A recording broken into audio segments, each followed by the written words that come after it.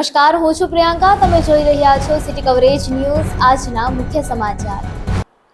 જૂનાગઢમાં પ્રોપર્ટી કાર્ડની કામગીરી સાવ ગોકળગાયની ગતિથી ચાલી રહી છે, જેના કારણે અનેક મિલકત ધારકોને હજુ સુધી પ્રોપર્ટી કાર્ડ મળ્યા નથી.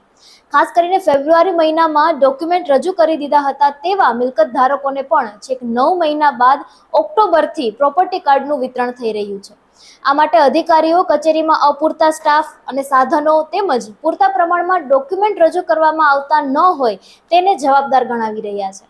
પ્રોપર્ટી કાર્ડ એટલે જે તે મિલકતમાં કોઈ વાંધો નથી તેનું પ્રમાણપત્ર ગણી શકાય. આ ઉપરાંત લોન લેવા માટે પણ પ્રોપર્ટી કાર્ડ જરૂરી ગણાય છે. ટૂંકમાં મિલકતનો સંપૂર્ણ આધાર પ્રોપર્ટી કાર્ડ ગણાય છે. માટે લોકો પ્રોપર્ટી કાર્ડ મેળવવા જરૂરી દસ્તાવેજો રજૂ કરે છે, છતાં પણ લાંબા સમય સુધી પ્રોપર્ટી કાર્ડ મળતા ન હોવાથી લોકોની મુશ્કેલી વધી રહી છે. જૂનાગઢના ભવનાથ ખાતે આવેલ ભારતી આશ્રમના ગુમ થયેલા લઘુ મહંત મહાદેવ ભારતી બાપુને શોધી કાઢવા માટે પોલીસ સ્ટાફે કમર કસી છે. પોલીસ સ્ટાફ ડોગ સ્ક્વોડની મદદથી જંગલ ખૂંદી રહ્યા છે, પરંતુ હજુ સુધી મહંતનો પતો લાગ્યો નથી.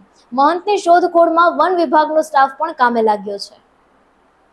જૂનાગઢના હિમનગર રોડ ઉપર આવેલા મહાનગરપાલિકા સંચાલિત પમ્પિંગ સ્ટેશન પાસેથી પોલીસે 4 શખ્સોને 1.10 કરોડના હાઇબ્રિડ ગાંજાના 3 પેકેટ સાથે ઝડપી લીધા છે.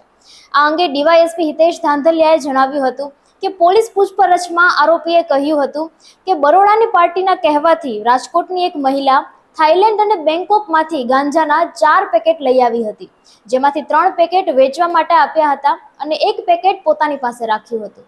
ચારેય આરોપીઓ ગાંજો વેચવા માટે ગ્રાહકો શોધતા હતા ત્યારે જૂનાગઢ એલસીબી અને એસઓજીની ટીમે ચારેય આરોપીને ઝડપી લીધા હતા.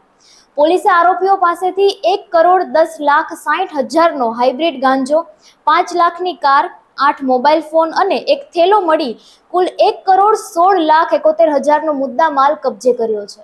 4 આરોપીઓને ઝડપી લીધા છે અને બાકીના 3ની શોધખોળ હાથ ધરી છે.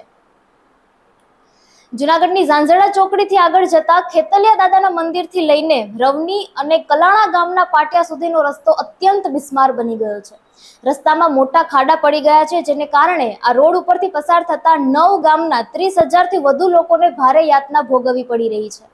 ખાડાવાળા રસ્તાને કારણે અકસ્માતનો ભય સતાવે છે. લોકો સમયસર પોતાના સ્થળે પહોંચી શકતા નથી. પેટ્રોલ ડીઝલનો ધુમાડો થાય છે અને ગાડીઓનું મેન્ટેનન્સ ખર્ચ વધી જાય છે.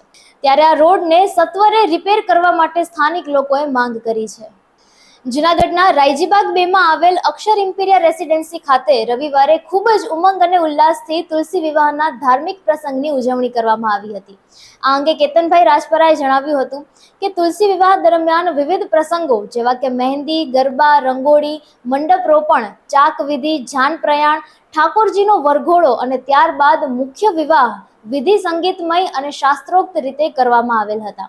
વિવાહના અંતે સ્વરૂચિ ભોજનનું પણ આયોજન કરવામાં આવ્યું હતું અને આ પ્રસંગને સફળ બનાવવા માટે પ્રમુખ કેતન રાજપરા, ઉપપ્રમુખ યતિન કારિયા અને સમગ્ર ટીમ દ્વારા ભારે જહેમત ઉઠાવાઈ હતી. ભારતીય અવકાશ સંસ્થા ઇસરોએ રવિવારે આપણી જમીન પરથી નેવી માટે સ્વદેશી બાહુબલી રોકેટથી સૌથી ભારે કોમ્યુનિકેશન સેટેલાઇટ છોડીને ઇતિહાસ રચ્યો છે. આ સેટેલાઇટ ભારતીય નેવીનો અત્યાર સુધીનો સૌથી એડવાન્સ્ડ સેટેલાઇટ છે. તેનાથી નેવીને અવકાશ આધારિત કોમ્યુનિકેશન અને સમુદ્રી વિસ્તારોમાં નિરીક્ષણની ક્ષમતા વધુ મજબૂત થઈ જશે અને આ વર્ષે ઇસરોની આ 3જી સફળતા છે. સિટી કવરેજ ન્યૂઝના ડેઇલી અપડેટ માટે અમારી ચેનલને લાઇક કરો, શેર કરો અને સબસ્ક્રાઇબ કરો. આવતીકાલે મળીશું ફરી નવા સમાચારો સાથે. City coverage news Junagadh.